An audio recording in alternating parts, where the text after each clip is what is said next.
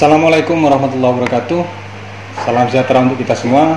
Puji syukur kehadirat Allah Subhanahu wa taala atas rahmat dan hidayahnya kita diberikan kesehatan, keselamatan di masa pandemi Covid ini. Kita bisa tetap sehat, eksis dalam menjalankan aktivitas, terhindar dari COVID-19 yang saat ini lagi ngetren. Baik, teman-teman, saya mau menyampaikan berkenaan dengan sedikit polemik dan analisa kami tentang undang-undang Omnibus Law, khususnya klaster ketenagakerjaan. Ya. Oke, kita bahas bahwa undang-undang Omnibus Law cilaka ini atau cipta lapangan kerja ini itu sekumpulan undang-undang yang dilebur menjadi satu di satu gerbong gitu ya. Yakni terdiri pertama itu bahwa ada 79 undang-undang yang dilebur menjadi satu gitu ya. Berjalannya waktu 5 hari yang lalu dari pemerintah menyatakan bahwa ternyata ada 83 undang-undang yang dilebur menjadi satu kesatuan di Omnibus Law itu. Baik, kira-kira dari 83 undang-undang itu dilebur jadi satu, seperti apa rumitnya, polemiknya di dalamnya, carut-marut pembahasannya seperti apa? Ini kalau bukan manusia setingkat bersekil dewa, tidak mungkin bisa membahas ini. Artinya hanya manusia-manusia yang punya kemampuan tinggi, yang mampu membahas undang-undang yang 83 undang-undang dilebur menjadi satu hanya dalam waktu 100 hari dan hanya dengan 60 kali pertemuan, kawan-kawannya. 60 sekian kali pertemuan saja. Artinya pasti ada undang-undang yang dari 79 menjadi 83 itu terlewatkan, tidak dibahas gitu ya. Oke, kira-kira bisa dibayangkan enggak? Itu untuk kemaslahatan hajat hidup orang banyak gitu ya. Terkhusus kami tidak mau melebar tentang ketenagakerjaan gitu ya. Kira-kira ketika satu pasal atau satu redaksional hilang atau terlewatkan, apa yang terjadi? Itu untuk kepentingan rakyat Indonesia, khususnya ketenagakerjaan ya. Kalau sampai DPR RI yang kemarin membahas saat itu melewatkan satu redaksi terhapus atau satu pasal hilang, apa yang terjadi? Maka yang terjadi adalah satu kerugian dan itu untuk selamanya, karena ini undang-undang yang bersifat tetap ketika sudah ditandatangani oleh Presiden dan sudah diundangkan gitu ya.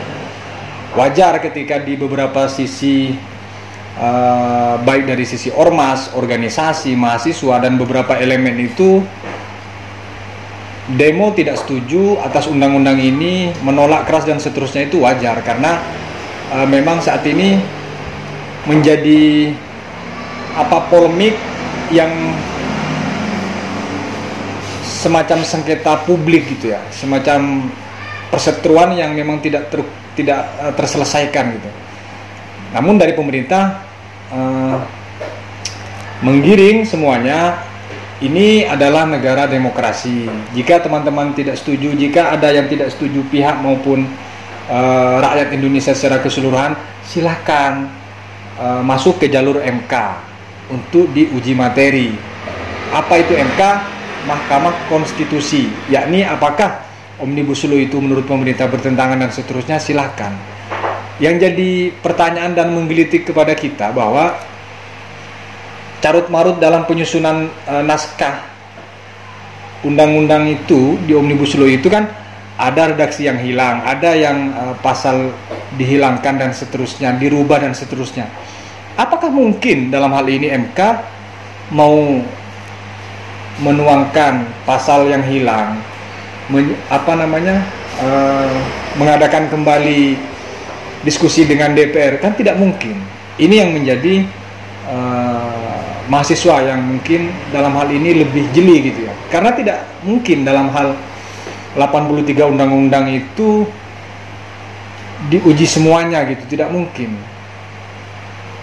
Bahkan kalaupun mungkin diuji materi secara keseluruhan itu boleh, tapi kalau pasal demi pasal itu tidak menutup kemungkinan makan waktu hingga 30 sampai 50 tahun teman-teman. Oke.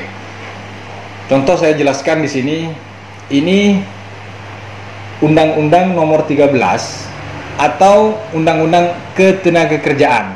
Ya, di sini hanya mengatur undang-undang tentang ketenagakerjaan. Ini tebalnya segini, ini tebal. Ya, teman-teman.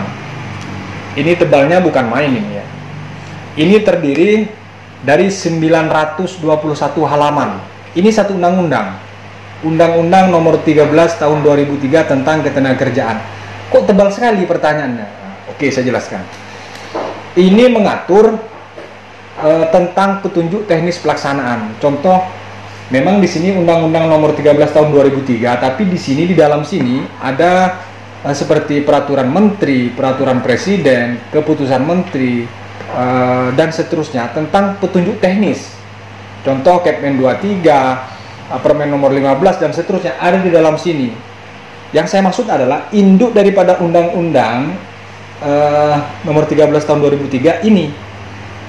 Tapi petunjuk teknisnya juga dimuat di sini gitu ya. Makanya setebal ini teman-teman. Coba bayangkan. Ya. Ini ya. Oke. Ini coba bayangkan tebalnya. 921 halaman. Oke. Kalau satu undang-undang yang saya mau ceritakan setebal ini gitu ya. Apalagi kalau 83 undang-undang dilebur menjadi satu. Jadi petunjuk teknisnya mungkin segede gerbong kereta api kali ya. Kalau disatukan, bayangkan 83 undang-undang dilebur menjadi satu menjadi 11 klaster. Bayangkan itu.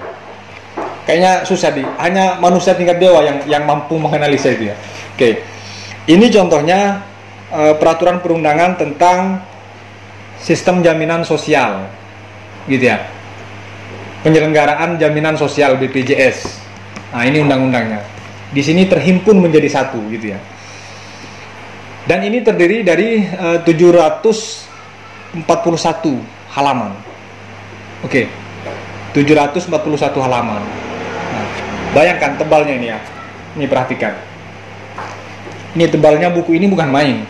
Ini satu undang-undang yang hanya dihimpun peraturan menteri, keputusan presiden, keputusan menteri dan seterusnya di sini dihimpun menjadi satu, tapi induk undang-undangnya adalah undang-undang tentang jaminan sosial atau BPJS. Pelaksanaannya di sini gitu ya. Kalau satu undang-undang setebal ini gitu ya, atau setebal ini, segede ini gitu ya. Gile londro, kalau sampai 83 undang-undang itu gimana tebalnya itu? Bisa dibayangkan nggak? Dan itu kelar dibahas hanya 60 sekian kali pertemuan oleh DPR RI. Oke. Terus durasi waktunya hanya memakan 100 hari. Karena statement dari presiden, jika selesai dalam 100 hari maka saya acungi jempol. Wah, ini artinya utusan-utusan presiden yang ada di parlemen, khususnya DPR RI, itu manusia-manusia bersekil di atas dewa sudah. Nah, kalau rata-rata yang mungkin lagi trending manusia bersekil dewa, itu DPR RI skillnya di atas dewa. Dewa aja nggak sanggup itu bikin. Bayangkan ini. Ini semuanya akan gugur. Semuanya secara otomatis akan gugur. Ini juga akan gugur karena petunjuk teknis tentu juga dimulai dari baru. Tidak bisa copy paste dari ini karena induk daripada undang-undangnya sudah dirubah. Maka secara otomatis semuanya dirubah. Saya mau cerita sedikit contoh Undang-Undang Nomor 13 2003 itu satu pasal contohnya ya. Di pasal 158 itu pernah diuji materi ke MK dan itu tidak mempunyai kekuatan hukum tetap setelah ada putusan MK, maka pasal 158 itu tidak mempunyai kekuatan hukum tetap lagi dan tidak berlaku, tidak boleh menjadi acuan lagi gitu ya untuk ketenagakerjaan. Pertanyaannya apakah itu masuk di Omnibus Law? Masuk, masih ada di dalam Omnibus Law. Pasal yang sudah diuji materi oleh MK pun masih masuk gitu ya. Terus yang kedua masalah durasi, berapa lama pasal 158 itu, ini satu pasal ya, satu pasal saya ceritakan ini berapa lama diuji di MK hingga dikeluarkan atau diketok palu tidak mempunyai kekuatan hukum tetap itu dengan durasi waktu 2 tahun, satu pasal 2 tahun. Teman-teman bisa bayangkan nggak, kalau 83 undang-undang ini diuji ke MK gitu ya, diuji ke MK makan waktu berapa tahun kan gitu. Sedangkan satu pasal aja durasinya sampai 2 tahun satu pasal gitu ya, apalagi 83 undang-undang. Ini bukan pasal lagi, 83 undang-undang. Ada kemungkinan ini bisa bypass, mungkin hanya makan waktu 1 bulan. Contoh, kalau uji formilnya langsung satu gerbong itu langsung diuji bahwa undang-undang Omnibus Law ini tidak layak untuk dilaksanakan atau dijalankan karena pertama pelaksanaannya dalam proses pembuatannya itu hanya 100 hari. Ini kejanggalan yang saya maksud ya. Yang kedua, dibahas hanya 60 kali pertemuan gitu. Terus yang ketiga misalnya ditetapkan lebih awal dari yang sudah dijadwalkan. Ditetapkan yakni di tanggal 5 Oktober kemarin, padahal dijadwalkan tanggal 8 itu ya. Artinya di situ beberapa kejanggalan-kejanggalan dimulai gitu ya. Saya tidak mau masuk ke klaster-klaster yang lain, khususnya ke tenaga kerjaan aja. Contoh, di saat ditetapkan itu ada salah satu anggota DPR RI, teman-teman bisa lihat di berita Mata Najwa yang di TV One, ILC dan seterusnya, bahwa salah satu anggota DPR RI itu tidak punya naskah atau draft saat ditetapkannya Omnibus Law. Itu kan aneh ya. Di mana-mana ketika itu sudah ditetapkan, sudah diketok palu tok gitu, itu seharusnya tidak ada lagi alasan publik maupun kelompok yang keberatan atau yang bertanya-tanya mana draftnya, mana naskahnya. Ini enggak. Begitu ditetapkan, pertama kejanggalannya itu naskahnya awalnya 812 lembar. Habis itu berubah menjadi 905 lembar. Habis itu berubah lagi menjadi 1035 lembar. Terus berubah lagi menjadi 1052. Tapi informasi terakhir kemarin bilangnya 812. Oke lah, 812. Kira-kira kalau 812 itu dari induk undang-undang yang 83 undang-undang tadi dilebur menjadi satu, berapa lembar kurangnya itu kira-kira teman-teman ya? 83 undang-undang hanya menjadi 812. Artinya satu undang-undang hanya dipres gitu ya menjadi 10 lembar. Bayangkan, satu undang-undang dipres menjadi kurang lebih 10 sampai 15 lembar satu undang-undang. Gitu ya. Karena dari 83 undang-undang menjadi hanya 812. Ini lagi-lagi bisa jadi ada pasal atau lembar yang hilang gitu ya. Karena tidak mungkin kalau dari 83 undang-undang yang dilebur tadi hanya menghasilkan 812 halaman, tuh nggak mungkin, mustahil gitu. Oke, lanjut kejanggalan-kejanggalan yang lain mungkin teman-teman sudah banyak mengetahui gitu. Yang saya maksud adalah kenapa ini harus dikejar, diburu? Apakah karena masa jabatan itu hanya sekitar berapa tahun lagi untuk mengejar target, atau seperti apa kan itu? Kalau memang ini untuk kemaslahatan rakyat Indonesia, kepentingan orang banyak, mungkin lebih santai, lebih teliti lagi dalam proses seperti itu.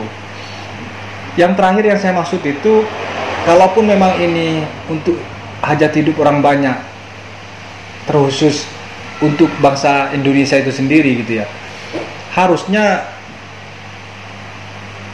semua elemen, semua tingkatan, golongan, serikat dan seterusnya, khususnya kami serikat pekerja ini dilibatkan secara total gitu ya. Tidak hanya semacam ini adalah kapasitas daripada DPR RI penuh, tidak boleh yang lain masuk. Bahkan ada di situ cuplikannya bahwa dari beberapa fraksi itu sampai walk out, tidak dibolehkan lagi berbicara, tidak diizinkan lagi berbicara karena sesuatu hal alasan yang menurut kami tidak jelas alasan itu ya. Oke, teman-teman bisa bayangkan ketika memang undang-undang sapu jagat ini disahkan, apa yang terjadi kira-kira. Oke, mungkin sekian dulu dari kami, kurang lebihnya mohon maaf. Jika ada kekurangan mohon maaf. Tidak lain tidak bukan ini untuk kehidupan pekerja buruh Indonesia gitu ya, karena saya juga tidak mau melebar, hanya khusus itu. Oke, terima kasih atas waktunya. Wassalamualaikum warahmatullahi wabarakatuh.